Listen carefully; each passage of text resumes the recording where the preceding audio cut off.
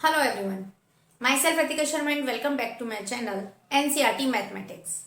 हमने last video में 10 chapter number 10 का सर्किल का इंट्रोडक्शन कवर कर लिया था। नहीं देखा हो तो जाकर जरूर देख लेना। आज के लिए हम 10.1 शुरू करने जा रहे हैं, तो आते हैं पहले ही क्वेश्चन पेज के। सबसे पहले ड्रॉ करते हैं फिगर। ये एक सर्किल है, यहाँ कोई सेंटर हमारा O होगा। From a point Q the length of the tangent, कोई Q पॉइंट है ये यहां पर, उससे एक टेंजेंट ड्रॉ की गई है। इस टेंजेंट की लेंथ जो है सर्किल की वो 24 है, ठीक है।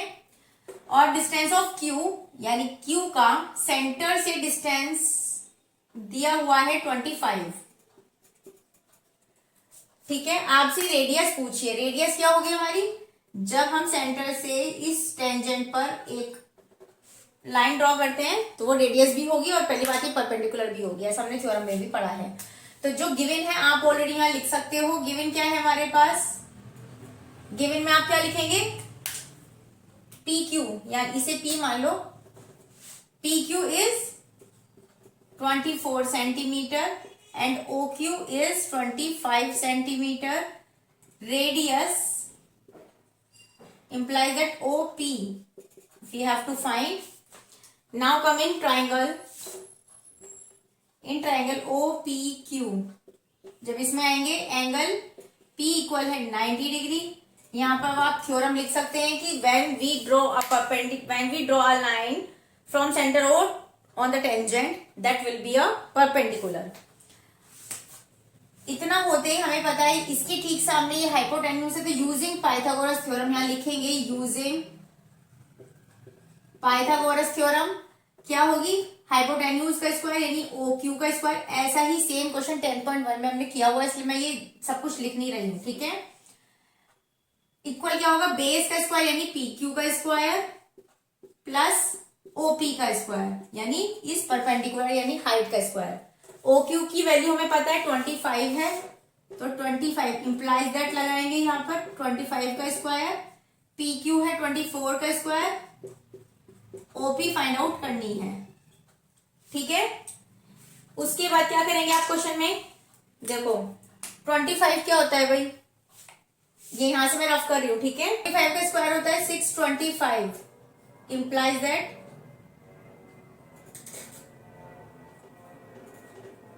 इक्वल 24 का होता है 576। जब आप इधर लाएंगे तो माइनस हो जाएगा वो 576 इक्वल होगा ओपी का स्क्वायर। इंप्लाइज दैट ओपी क्या बचा, अंडर रूट में बचेगा। इन दोनों को माइनस करोगे 49 आया और यहां पर इसका रूट आ जाएगा 7 सेंटीमीटर, दैट ये 7 आ गया, ठीक है। If TP and TQ are two tangents, आपको बताया गया है कि टीपी और टीक्यू टेंजेंट है, पता है मैं भी। विथ सेंटर ओ से हमारी ये ड्रॉ की गई है, सो दैट पीओक्यू हमारे पास ये है 110, ठीक है। आपसे ये पूछा गया है पीटीक्यू बताओ, पीटीक्यू यानी ये वाला एंगल बता दो, ठीक है। अब आप एक बात बताओ, कितनी साइड्स है इसके पास, 1 2 3 एंड 4 साइडेड की एक क्लोज्ड फिगर क्या होती है, क्वाड्रिलेटरल होती है। सो सबसे पहले आप गिवन में क्या लिखेंगे, ये वाला एंगल लिख देंगे और लिख देंगे PT and PQ are the tangents, okay. अच्छा एक चीज और देखो,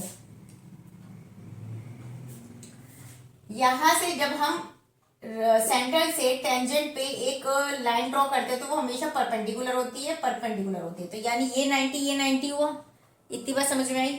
ये एंगल मेरे पास है तो फोर्थ वन इजीली निकल जाएगा। तो सबसे पहले यहां पर लिखेंगे गिवन में, सबसे पहले गिवन में क्या है, पीटी एंड पीक्यू आर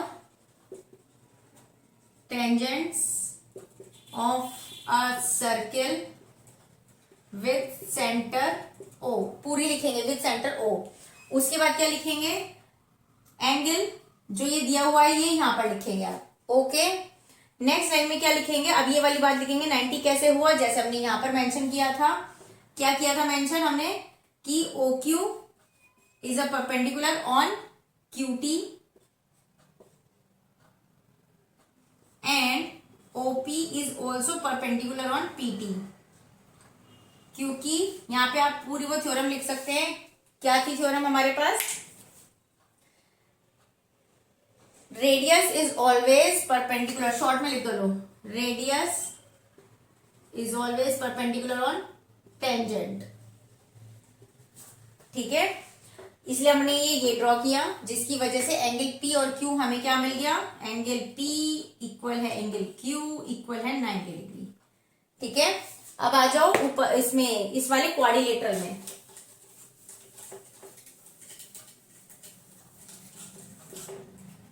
जब आप क्वाड्रिलेटरल में आएंगे तो लिखेंगे in quadrilateral P O Q T, angle P plus angle O plus angle Q plus angle T equal होता है 360 डिग्री एंगल सम प्रॉपर्टी के थ्रू। पी क्या है? 90, ओ क्या है? 110, क्यू क्या है? 90, टी नहीं पता, बस अब इसे सबको एड ऑन करके उधर भेज दो माइनस में। 360 डिग्री माइनस 90 90 180 होते, 180 और ये 280 यानी 290 डिग्री। एंगल टी आ गया आपके पास 70 degree. Tangent P A P B from a point P to a circle, यानी कि एक सर्किल है, ये सेंटर ओ है, पी ए और पी बी, यानी इतना तो पता लगा कि कोई पॉइंट पी है और ये इसकी टेंजेंट है। ठीक है, पी ए और B, P A P B from a point P to a circle with centre O are incline to each other. अब इसका मतलब क्या हुआ कि ये जो दोनों है P A P B centre O से इंक्लाइंड है।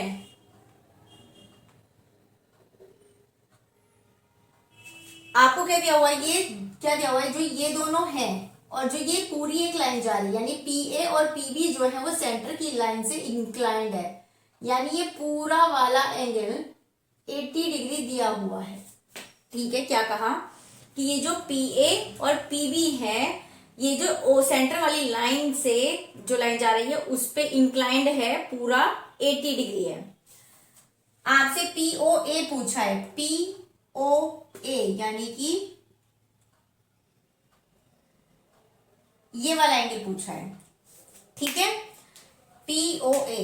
चलो सबसे पहले गिवन में आते हैं। गिवन क्या है हमारे पास? Angle A P B equal है 80 डिग्री। ठीक है, और क्या दिया हुआ है हमें? इंक्लाइंड है, ये हो गया हमारे पास, और जो भी है। अच्छा, एक चीज और हमें पता है, मुझे ये एंगल चाहिए, तो ये एंगल तो मुझे पता है।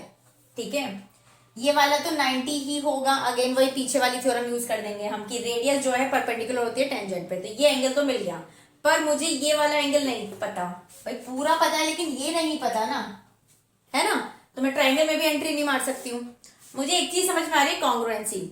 मैं अगर इस पूरे ट्राइंगल को और इन दोनों को, मतलब इन दोनों को कॉन्ग्रुएंट प्रूफ करा दूं, तो जो अगर मैं इसे एंगल 1 मान लू ये एंगल 1 है और ये एंगल 2 है, तो मैं सीपीसीटी के थ्रू इन दोनों को इक्वल बता दूंगी।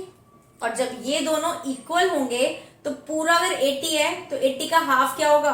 40 हो जाएगा, तो वो मिल जाएगा। लेकिन without proving congruency you can't considerate this one angle is as 40 degree. ये ध्यान रखना कि बिना कॉन्ग्रुएंसी के प्रूफ करे आप ये नहीं बता पाओगे कि ये सेंटर, ये बिल्कुल मिड है इसका और एंगल 1 एंगल 2 के इक्वल है। ये ध्यान रखना, कभी अपने आप ही कर दो ये काम।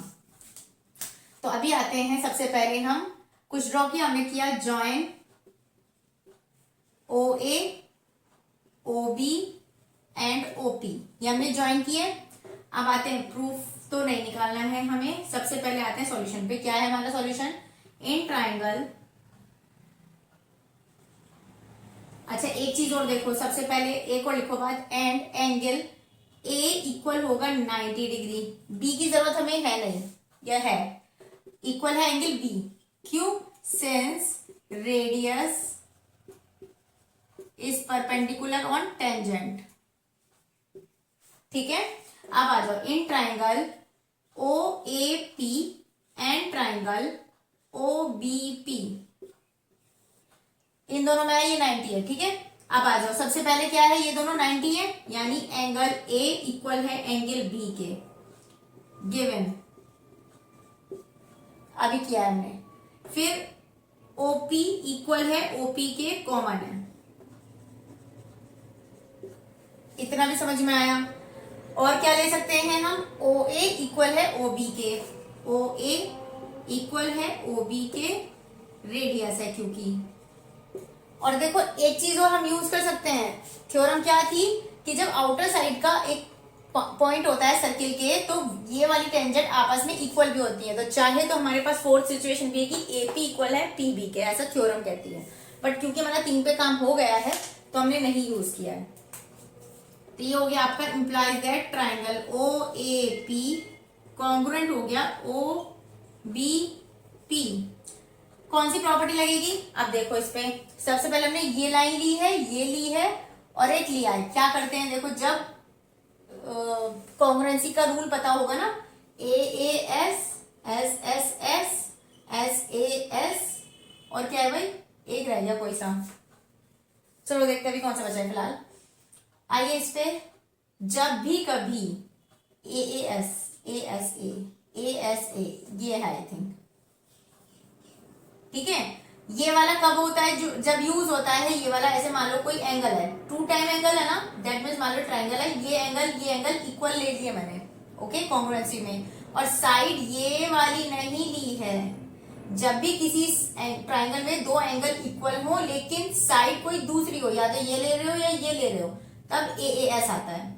और ए एस ए कब आता है, जब एक ट्राइंगल में जब 2 एंगल इक्वल ले रहे हो और उसी से लगी हुई साइड ले रहे हो, तब ए एस ए आता है।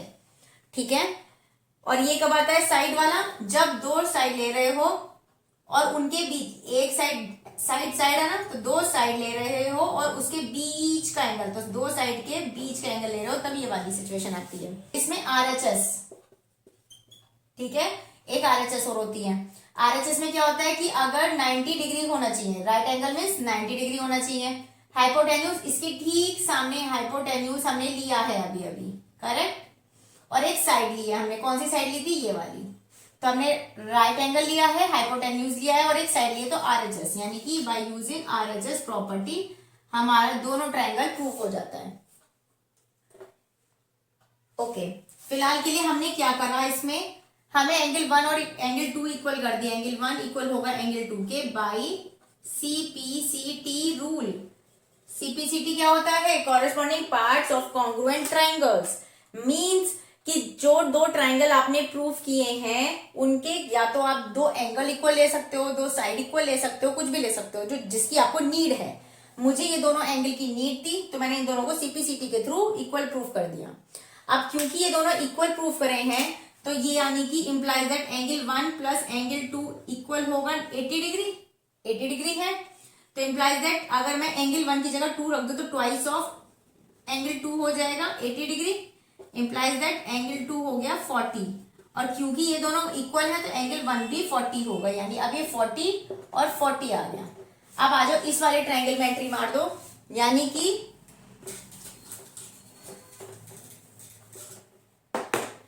इन ट्राइंगल ओ ए पी में जब आप आओगे तो angle O plus angle A plus angle P equal होगा 180 डिग्री।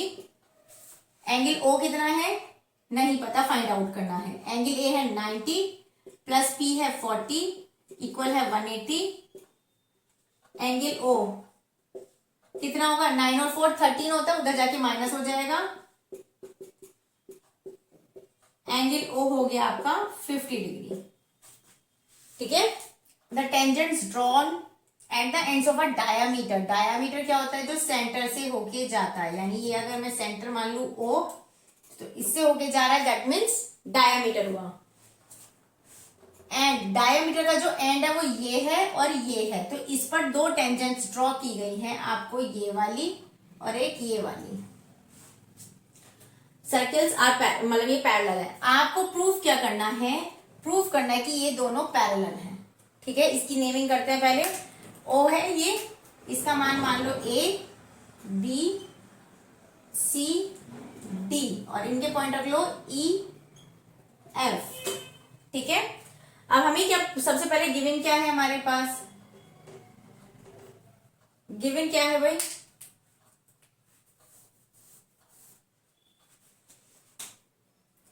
गिवन है हमारे पास diameter E F with centre O पता है तो, and tangents are A B and C D. ठीक है, TPT to prove that what A B is parallel to C D, ये हमें प्रूफ करना है कि दोनों जो टेंजेंट्स हैं हमारी वो पैरेलल हैं। हमने क्या किया, अब आप पहले मेरी बात समझना, हमें एक चीज पता है कि थ्योरम कौन सी, कि सेंटर से जब हम टेंजेंट पे एक लाइन ड्रॉ करते हो परपेंडिकुलर होता है। या इस बात को इस तरीके से समझो कि रेडियस जो होती है वो टेंजेंट पर 90 बनाती है, तो 90 इधर भी बनाएगी इधर भी बनाएगी। सेम यहां से ये इसकी रेडियस है और ये टेंजेंट है, तो यहां पर भी 90 बनाएगी, यहां पर भी 90 बनाएगी। इतनी बात समझ में आई। एंगल 1 अगर इसमें बोल दूं, इसे 2 बोल दूं, इसे 3 और इसे 4 बोल दूं, तो इसका मतलब हुआ एंगल 1 इक्वल होगा 4 के, 2 इक्वल होगा 3 के। कौन सा एंगल है ये, प्रॉपर्टी कौन सी है, लाइन्स एंड एंगल में आपने पढ़ रखी होगी चैप्टर में। ऑल्टरनेट इंटीरियर एंगल, और ऑल्टरनेट कब बनते हैं, जब लाइन्स पैरेलल होती हैं। बस इसी रिदम में ही चलना है। यानी प्रूफ कैसे करोगे इस चीज को, सबसे पहले हमें पता है since radius O E is perpendicular on A B implies that angle 1 equal होगा एंगल 2 के 90 डिग्री, है ना। And radius O F is perpendicular on C D implies that angle 3 equal होगा एंगल 4 के 90 डिग्री के। But we know that angle 1 equal है angle 4 and angle 2 equal है angle 3 के। ये सिचुएशन कब आएगी, जब ऑल्टरनेट एंगल्स होते हैं। ठीक है, so implies that A B is parallel to C D, hence proved. Okay, perpendicular at the point of contact, centre O हमेशा सर्किल आती है, पता है हमें। परपेंडिकुलर है at the point of contact. Point of contact क्या होता है, जब हमारे पास एक टेंजेंट होती है तो जिस पॉइंट पर टच होती है वो इसका पॉइंट ऑफ कांटेक्ट होता है। पॉइंट ऑफ कांटेक्ट पे ये परपेंडिकुलर है। ठीक है, सर्किल ये passes through the centre, perpendicular है और ये आपको बताना है कि ये पासेस थ्रू जो है सेंटर से पास आउट होके जा रहा है। ठीक है, इसे P मान लो, इसे A और इसे B मान लो। ठीक है, क्या बताना है, गिवन क्या है आप अपने आप लिख सकते हैं कि OP is perpendicular on AB, ये गिवन है आपको। और टू प्रूव दैट व्हाट, कि पासेस थ्रू द सेंटर, कि ये जो OP है ये टू सर्किल पासेस, जो हमारा OP परपेंडिकुलर है वो सेंटर O से पास थ्रू होता है। ठीक है, तो हमें एक चीज पता है, जब हम प्रूफ में करेंगे, प्रूफ में क्या करेंगे, हमें पता है since radius is perpendicular on tangent, so it definitely pass out, it definitely pass out या pass through, passes through the center। बस खत्म, इससे ज्यादा कुछ लिखना ही नहीं है। थ्योरम कहते हैं अकॉर्डिंग टू थ्योरम, बस खत्म। Length of a tangent from point A at a distance 5 centimeter from the center of circle is 4, यानी ये कोई हमारा O पॉइंट है, आपको लेंथ ऑफ टेंजेंट दी हुई है पॉइंट A से है हमारे पास, यानी कि यहां कहीं है ये रहा। ठीक है, लेंथ ऑफ टेंजेंट है, यानी कि लेंथ ऑफ, ये क्वेश्चन नंबर अभी जो शायद आई थिंक फर्स्ट की तरह ही है। पॉइंट लेंथ ऑफ टेंजेंट दी हुई है पॉइंट ए से एट अ डिस्टेंस 5, ये आपको 5 दी हुई है, यानी कि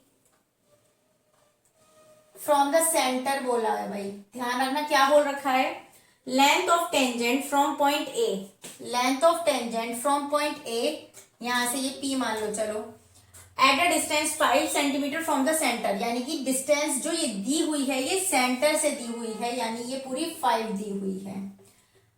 और क्या दिया हुआ है, ऑफ सर्किल इज 4, अब ये 4 क्या है, ए से इसकी टेंजेंट की जो लेंथ है, ए से जो इसकी टेंजेंट की लेंथ है वो 4 दी हुई है, सेंटर से इसकी 5 दी हुई है। रेडियस पूछिए, ये पहले क्वेश्चन की तरह है, खुद करेंगे आप। Radius is perpendicular on tangent, तो ये ट्राइंगल क्या बन गया हमारा, राइट एंगल ट्राइंगल बन गया। पाइथागोरस थ्योरम लगा दोगे, हाइपोटेन्यूज स्क्वायर इक्वल होगा बेस का square plus perpendicular square, that is फिर 5 का स्क्वायर 4 का स्क्वायर, और करोगे यहां से ये स्क्वायर निकालोगे, हो जाएगा। ओके, नेक्स्ट क्वेश्चन पे आते हैं। 2 कंसेंट्रिक सर्कल्स हैं आपके। कंसेंट्रिक क्या होते हैं, जैसे ये एक सर्किल है जिसका सेंटर है, तो यही सेंटर एक बड़ा वाला सर्किल का भी होगा, ठीक है, और यही सेंटर एक और सर्किल का बना दो, तो ये कॉन्सेंट्रिक हो जाता है क्या, जिसके सेंटर सेम होते हैं लेकिन सर्किल रेडियस डिफरेंट हो सकती है लेकिन सेंटर एक ही होता है, तो उसे बोलते हैं कॉन्सेंट्रिक। ठीक है, 2 कंसेंट्रिक सर्किल हैं आपके, रेडियस दे रखी है, डिफरेंट डिफरेंट है। Find the length of the code of larger circle which touches the smaller circle. देखो कैसे बनेगा ये, सबसे पहले एक बनाया छोटू सर्किल, ये हो गया इसका सेंटर, एक और बड़ा बना दिया, ठीक है, देख लेना अपने आप, है ना भाई, यही इसका सेंटर है, दोनों का सेंटर सेम है। रेडियस दे रखी है लेकिन आपसे बोला गया है लार्जर सर्किल, यानी ये लार्जर सर्किल है, इसकी कोड बतानी है। कोड क्या होती है, हमेशा लार्जर सर्किल की जो कोड होगी, मतलब कोड क्या होती है, जो सेंटर से पास आउट नहीं होगी लेकिन सरकमफेरेंस के 2 पॉइंट्स को आपस में मिलाएगी। लेकिन ट्विस्ट क्या है कि लार्जर सर्किल की कोड तो निकालनी है लेकिन वो कोड स्मॉलर सर्किल को टच करे, यानी कि आई समझ में बात, नहीं क्या करना है, बड़े एक पल के लिए मानो कि अंदर सर्किल लेंगे, तो ये जो सर्किल है बड़ा वाला, इसकी कोड यही तो हुई, और छोटे वाले सर्किल को ये टच करनी चाहिए, तो बस स्मॉल टचेस होनी चाहिए। तो आपको दे के रखा है, आप देखते हैं, आपको दिया हुआ है 2 कंसेंट्रिक सर्किल, रेडियस 5 और 3। अभी अंडरस्टूड है कि छोटे वाले सर्किल की 3 होगी, तो छोटे वाले सर्किल की तो ये 3 सेंटीमीटर रेडियस दे रखी है, बड़े वाले की 5 है, तो बड़ा वाले की रेडियस ये है 5। कुछ समझ में आया क्वेश्चन, अब देखकर, फिगर इंपॉर्टेंट है, फिगर समझ में आ गई तो क्वेश्चन आपके समझ में आ चुका है। क्या करना है, 2 सर्किल है, छोटा बड़ा, हमें बड़े वाले की कोड निकालनी है, लेकिन वो ट्विस्ट है कि वो छोटे वाले को टच होनी चाहिए, तो हमने टच की। अब हमें छोटे वाले की रेडियस पता है, बड़े वाले की रेडियस पता है, तो अब हमारा काम क्या होगा, पहले क्वेश्चन को समझो। निकालना है मुझे ए बी, इस पॉइंट को ओ माना, इसको पी मान लिया, और तो कुछ है नहीं पॉइंट, ठीक है। मुझे ए बी की वैल्यू फाइंड आउट करनी है, यानी कि जो गिवन है, गिवन क्या है, गिवन में क्या लिखेंगे, सबसे पहले ये देखो, गिवन है हमारे पास ओपी इक्वल है 3 सेंटीमीटर एंड ओबी इक्वल है 5 सेंटीमीटर। ओके, फाइंड क्या करना है, फाइंड ए बी करनी है हमें, ठीक है। हमें पता है, we know that radius is perpendicular on tangent, ठीक है, और टेंजेंट की जगह मैं यहां पर कोड भी लिख सकती हूं क्योंकि ये कोड है यहां पर, ठीक है। तो और क्योंकि इस वाले सर्किल की ये टेंजेंट भी है, तो दोनों पर ही रेडियस परपेंडिकुलर होती है, ठीक है। और जब परपेंडिकुलर होती है, ये थ्योरम आपने 9th क्लास में भी पढ़ी है, और ये पता भी होना चाहिए कि जब हमारी ये क्या नाम है, जब हम लाइन सेंटर से कोई कोड पर परपेंडिकुलर ड्रॉ करते हैं तो वो हमेशा बाइसेक्ट करती है। क्या कहा मैंने, अकॉर्डिंग टू थ्योरम,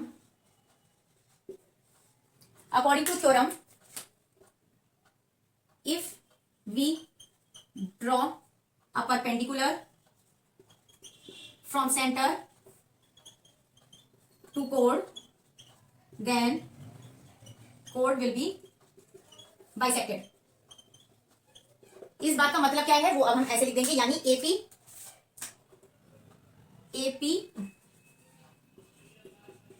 इक्वल होगा बीपी के। इतना समझ में आया? यानी कि जब हमने सेंटर से इस पर एक ड्रॉ किया परपेंडिकुलर, तो ये चीज और ये चीज आपस में इक्वल हो जाएंगी, ठीक है। बाइसेक्ट का मतलब होता है इतना पार्ट इक्वल होगा इतने के, ओके। तो अब हमारा काम सिर्फ इतना निकालने का है। अगर ये पता लग गई तो ये भी इतनी होगी, दोनों को ऐड ऑन कर देंगे, ए भी निकल जाएगी। इस ट्राइंगल में आ जाओ अब, in triangle O P B आ जाओ। हाइपोटेन्यूज स्क्वायर इक्वल होगा बेस का square plus perpendicular square. Implies that, यहाँ पे फर्स्ट इक्वेशन डाल दो से, इम्प्लाइज दैट क्या होगा, हाइपोटेन्यूज है 5 का स्क्वायर, बेस है नहीं पता, बेस क्या हमारा पीबी या बीपी वट एवर, यहाँ बीपी लिखा है तो बीपी लिख दो। परपेंडिकुलर है 3 का स्क्वायर, ये हो गया 25, इसे इधर लाएंगे तो माइनस हो जाएगा 9, इक्वल हो गया बीपी का होल स्क्वायर। इसमें से ये गया माइनस 16 आएगा। जो पीछे वाला क्वेश्चन था डिक्टो यही वाला होना है कैलकुलेशन वहां पे, इक्वल बीपी का होल स्क्वायर। वहां पर बस 3 नहीं पता था, मैं 4 दे रखा था, तो अब 4 ही निकल के आएगा। देखो तो बीपी अब रूट ले दोगे तो 4 सेंटीमीटर आ गया, यानी ये पूरी 4 आ गई मेरे पास, ठीक है। So now equation 1 implies that क्या होगा, एपी प्लस एपी इक्वल है बीपी इक्वल है 4 centimetre. Implies that A B कितनी हो जाएगी, 4 + 4 इक्वल 8 सेंटीमीटर, ओके। इस वीडियो में हम इतने क्वेश्चंस रखते हैं, नेक्स्ट वीडियो में हम बाकी के क्वेश्चंस को कवर अप करेंगे। वीडियो अच्छी लगे तो लाइक शेयर सब्सक्राइब मत भूलना, चैनल पर बने रहना। मिलेंगे नेक्स्ट वीडियो में नए क्वेश्चंस के साथ, आगे के क्वेश्चंस के साथ, ओके। तब तक के लिए